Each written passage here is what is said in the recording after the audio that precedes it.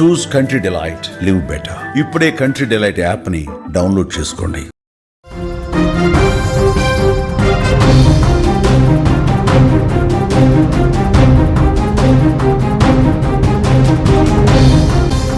Russia ఉక్రెయిన్ల మధ్య యుద్ధం మరింత ముదురుతోంది. తాజాగా యుద్ధంలోకి నార్త్ కొరియా కూడా వచ్చింది. నార్త్ కొరియా రష్యాకి భారీగా మిలిటరీ సహాయం అందించేందుకు సిద్ధమవుతోంది. ఇప్పటికే దాదాపు 11,000 మంది సైనికులని, అలాగే బాంబులని, ఆయుధాలని, మిసైల్స్ని సహాయం చేసిన north Korea Kim Jong north Korea అధ్యక్షుడు కిమ్ జోంగ్ తాజాగా మరొక 30,000 మంది సైనికులని రష్యాకి పంపించాలని నిర్ణయించుకున్నట్టుగా తెలుస్తోంది. ఒక నెల రోజుల క్రితం రష్యా ప్రతినిధులు నార్త్ కొరియా వెళ్ళారు. అక్కడ నార్త్ కొరియా అధ్యక్షుడితో చర్చించారు. దీంతో రష్యా పైన దాడి తర్వాత, ఏదైతే ఆపరేషన్ స్పైడర్ వెబ్ దాడి తర్వాత ఉక్రెయిన్ బాహాటంగానే రష్యాకు మద్దతు ప్రకటించింది. ఈ మద్దతు నేపథ్యంలో తాజాగా 30,000 మంది సైనికులని రష్యాకి పంపించేందుకు సిద్ధమైనట్టుగా తెలుస్తుంది. గత 3 ఏళ్ల నుంచి రష్యా ఉక్రెయిన్ల మధ్య జరుగుతున్న యుద్ధంలో పట్టు సాధించేందుకు రష్యా ప్రయత్నిస్తోంది. ఈ నేపథ్యంలోనే ఉత్తర కొరియాతో చర్చలు జరిపింది. దీంతో రష్యాకు 30,000 మంది సైనికులను పంపేందుకు ఉత్తర కొరియా సిద్ధమైంది. గతేడాది క్రస్క్ ప్రాంతంలోకి ఉక్రెయిన్ సేనలు చొచ్చుకు రావడంతో నవంబర్లో దాదాపు 11,000 మంది సైనికులను కిమ్ ప్రభుత్వం రష్యాకు పంపించింది. అందులో సుమారు 4,000 మంది యుద్ధ భూమిలో చనిపోవడం, గాయపడడం జరిగిందని CNN వెల్లడించింది. ఇక తాజాగా మరో 30,000 మందిని పంపడం కూడా ఇక్కడ కొంత ఆసక్తికరమైన పరిణామాలను సూచిస్తోంది. మరోవైపు ఉత్తర కొరియా నుంచి సైనికులను రవాణా చేసేందుకు ఇప్పటికే రష్యా ట్రాన్స్పోర్ట్ విమానాలు సిద్ధమవుతున్నాయని ఉక్రెయిన్ ఇంటెలిజెన్స్ వర్గాలు బయటపెడుతున్నాయి. వీరిని సైబీరియా మీదుగా ఉక్రెయిన్లోకి చేర్చుతారని తెలుస్తోంది. గతేడాది సైనికులను తరలించేందుకు వాడిన నౌక ఒకటి తిరిగి రష్యా ఓడరేవులో లంగరు వేయటం, ఉత్తర కొరియా సునాన్ ఎయిర్పోర్టులో మాస్కో కార్గో విమానం కనిపించడం అనుమానాల్ని బలపరుస్తుంది. ఏదేమైనా ఉక్రెయిన్ను దెబ్బ కొట్టేందుకు రష్యా సిద్ధమైనట్టు తెలుస్తుంది. తాజా పరిణామాలను బట్టి చూస్తే ఈ విషయం స్పష్టంగా అర్థమవుతుంది. ఎట్టి పరిస్థితుల్లోనూ ఉక్రెయిన్ పైన పట్టు సాధించాలనే పంతంతో ముందుకు వెళ్తోంది రష్యా. ఉక్రెయిన్పై తాజాగా కూడా ఇవాళ కూడా చాలా చోట్ల దాడులు జరిపింది. ఉక్రెయిన్ పైన ఉక్కిరి బిక్కిరి చేస్తుంది. ఇటు ఉక్రెయిన్ యూరప్ దేశాల మద్దతుతో పాటు నాటో మద్దతు కూడా కోరుతోంది. చర్చల్ని రష్యాని ఆపాలంటూ జెలెన్స్కీ, ఎవరైతే ఉక్రెయిన్ అధ్యక్షుడు ఆయన జెలెన్స్కీ పదే విజ్ఞప్తి చేస్తారు. కానీ రష్యా కానీ పుతిన్ కానీ ఉక్రెయిన్ విషయంలో ఎట్టి పరిస్థితుల్లో సాఫ్ట్ కార్నర్ చూపించే పరిస్థితి కనిపించట్లేదు. ఇప్పటికీ యుద్ధం భీకరంగానే కొనసాగుతోంది. ఇరాన్ ఇజ్రాయెల్ యుద్ధం ఆగిపోయినప్పటికీ రష్యా ఉక్రెయిన్ల మధ్య ఉద్రిక్తతలు మాత్రం ఆగిపోవట్లేదు. కివిపైన చాలా చోట్ల ఉక్రెయిన్లోని చాలా ప్రాంతాల లోపలికి రష్యా సైన్యాలు చొచ్చుకుపోయినట్లుగా తెలుస్తోంది.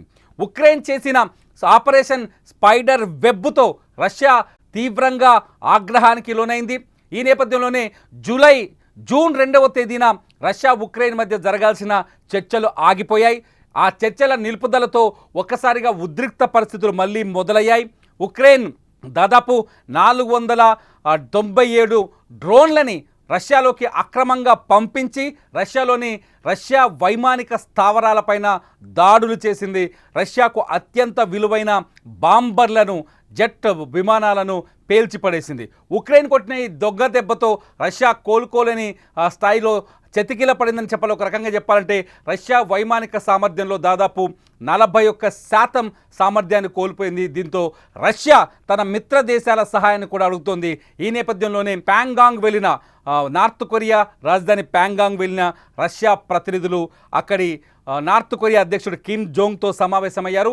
కిమ్ జోంగ్ సహాయ సహకారాల్ని అర్థించారు. 15 రోజుల క్రితమే కిమ్ ఉన్ జోంగ్ చాలా స్పష్టంగా రష్యాకి యుద్ధంలో మద్దతిస్తున్నామని, అన్ని రకాల సహాయం చేస్తామని ప్రకటించారు. ఆ తర్వాత మిసైల్ టెస్టులు కూడా చేశారు. కొన్ని మిసైల్ టెస్టులు కూడా చేశారు కిమ్ ఉన్ జోంగ్. ఆ మిసైల్స్ అన్నింటినీ ఇప్పుడు రష్యాకి అందిస్తున్నట్టుగా తెలుస్తుంది. దీంతోపాటు 30,000 మంది సైనికులను కూడా ఉక్రెయిన్పై యుద్ధం చేయడం కోసం తరలిస్తున్నట్టుగా తెలుస్తుంది. ఉక్రెయిన్లో ఉత్తర కొరియాలో సైన్యం పెరేడ్ని చూస్తున్నారు మీరు స్క్రీన్ పైన.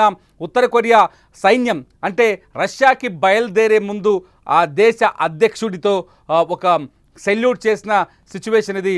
ఉత్తర కొరియా సైన్యానికి సంబంధించిన లేటెస్ట్ వీడియోస్, ఈ వీడియోస్ని CNN రిలీజ్ చేసింది సౌత్ కొరియా సహాయంతో. సౌత్ కొరియా మీడియా కూడా ఈ విజువల్స్ని కొంత బయటకు విడుదల చేసింది. నిజానికి నార్త్ కొరియాలో మీడియా పైన పూర్తిగా ఆంక్షలున్న విషయం తెలిసిందే. ఆఖరికి అక్కడ మొబైల్ ఫోన్లలో కూడా చాలా పదాలని కిమ్ ఉన్ జోంగ్ చాలా మొబైల్ ఫోన్లో SMS-ను కూడా ఆన్లైన్లో కరెక్షన్ చేసి, అంటే చేంజ్ చేసే స్థితిలో అక్కడ టెక్నాలజీని వాడుతున్నాడు. అక్కడ పరిస్థితులు పూర్తిగా ప్రభుత్వం కంట్రోల్లోనే ఉంటాయి. ఈ నేపథ్యంలో ఉక్రెయిన్ యుద్ధానికి చాలా స్పష్టంగా ఉక్రెయిన్పై పోరాటానికి కిమ్ ఉన్ జోంగ్ తన సైన్యాన్ని పంపడం, రష్యాకి మద్దతు ఇవ్వడంతో ఒక్కసారిగా పరిస్థితులు మారబోతున్నాయి. ఇరాన్ ఇజ్రాయెల్ యుద్ధం జరిగినప్పుడే మూడో ప్రపంచ యుద్ధం జరుగుతుందని అందరూ అంచనా వేశారు. ఇరాన్ ఇజ్రాయెల్ యుద్ధంలోకి అమెరికా ఎంటర్ అవడంతోనే యుద్ధ భీతి పెరిగిపోతుందని, పశ్చిమాసియా దేశాల నుంచి మూడో ప్రపంచ యుద్ధం మొదలవుతుందనే చర్చలు జరిగాయి. కానీ సిచ్యువేషన్ మళ్ళీ ఈ రష్యా ఉక్రెయిన్ మధ్యలోకే వచ్చింది. రష్యా ఉక్రెయిన్ మధ్యనే ఇక్కడి నుంచే మూడో ప్రపంచ యుద్ధం జరుగుతుందంటూ ప్రపంచంలో ఉన్న యుద్ధ నిపుణులు కావచ్చు, లేకపోతే డిఫెన్స్ నిపుణులు అంచనా వేస్తున్నారు. ఉక్రెయిన్పై దాడుల విషయంలో రష్యా వెనక్కి తగ్గకపోవడం, ఉక్రెయిన్కి నాటో సహాయ సహకారాలు అందడం, ఇటు అమెరికా కూడా ఉక్రెయిన్కి పరోక్షంగా సాయం చేయడం, ఇవన్నీ చూస్తుంటే ఖచ్చితంగా ఇది ఈ యుద్ధం ముదిరి మూడో ప్రపంచ యుద్ధం వైపు అడుగులు వేయచ్చనే చర్చ కూడా కొనసాగుతుంది. ఇటు రష్యా పైన ఆంక్షలు విధించడానికి అమెరికా అనేక ప్రయత్నాలు చేస్తుంది. రష్యాతో వ్యాపార సంబంధాలు పెట్టుకున్న దేశాలపైన భారీగా సుంకాలు విధించాలి అనే ఉద్దేశంతో ట్రంప్ సర్కార్ కూడా ఒక కొత్త బిల్లుని ప్రవేశపెట్టబోతుంది. ఈ బిల్లుతో ఒక్కసారిగా రష్యాపై ఆంక్షలు పెరిగే అవకాశం కూడా ఉంది. గతంలో ఇరాన్ పైన కూడా ఇటువంటి నిర్ణయమే తీసుకుంది అమెరికా. ఇప్పుడు రష్యా పైన కూడా తీసుకోవాలని ఆలోచిస్తుంది. ఇప్పటికే యూరప్ దేశాలు అమెరికా పైన తీవ్రమైన ఒత్తిడి చేస్తున్నాయి. రష్యా పైన ఖచ్చితంగా కఠిన చర్యలు తీసుకోవాలని, ఆర్థిక ఆంక్షలు విధించాలని, పుతిన్ని లొంగ తీసుకునే ప్రయత్నం చేయాలంటూ అమెరికా పైన యూరప్ దేశాలు ఒత్తిడి చేస్తున్నాయి. ఈ ఒత్తిడి నేపథ్యంలో ఉక్రెయిన్ని కాపాడేందుకు తీవ్రంగా ప్రయత్నం తెలుస్తుంది. నిజానికి ఉక్రెయిన్కి రష్యాకు మధ్య ఇష్యూయే నాటో కావడం, నాటోకి దూరంగా ఉండాలని పుతిన్ కొద్ది రోజుల క్రితమే, ఒక వారం రోజుల క్రితమే పుతిన్ ఉక్రెయిన్కు ఒక సలహా ఇచ్చారు.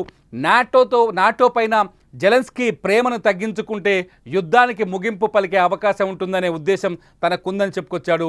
ఉక్రెయిన్ని నాశనం చేయాలన్న ఉద్దేశం తమకు లేదని, ఉక్రెయిన్ని తలుచుకుంటే కొన్ని రోజుల వ్యవధిలోనే స్వాధీనం చేసుకుంటామని కూడా పుతిన్ చాలా బాహాటంగా మాట్లాడారు. ఈ వ్యాఖ్యల నేపథ్యంలో ఉక్రెయిన్ వర్సెస్ రష్యా ఈ ఉద్రిక్తతలు అయితే తగ్గట్లేదు. ఉక్రెయిన్కి నాటో మద్దతు ఇస్తే రష్యాకి ఉత్తర కొరియా లాంటి దేశాలు చాలా స్పష్టంగా మద్దతు ఇస్తున్నాయి.